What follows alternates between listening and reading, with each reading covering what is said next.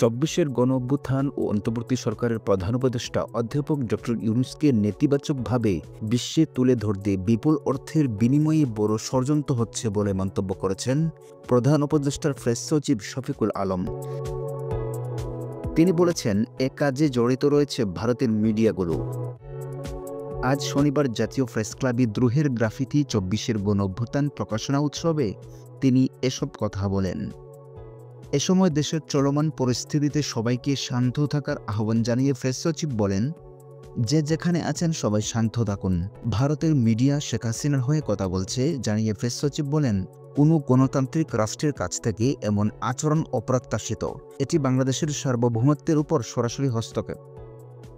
শেখ হাসিনাকে পতিত স্বৈরাচার ও গুমের জননী উল্লেখ করে তিনি বলেন, ওরা এখনও ডক্টর ইউনূসকে জঙ্গি লিডার হিসেবে আখ্যা দেওয়ার চেষ্টা করছে।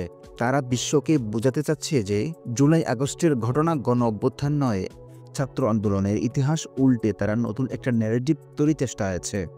এক্ষেত্রে গ্রাফিতি ও ডকুমেন্ট কার্যকর ভূমিকা রাখতে পারে বলে মন্তব্য করেন শফিকুল আলম।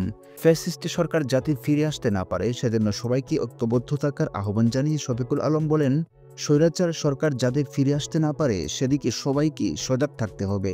পতিত সরকার যাতে মাথাচাড়া দিতে না পারে গ্রাফিতির মাধ্যমে তা ছড়িয়ে দিতে হবে।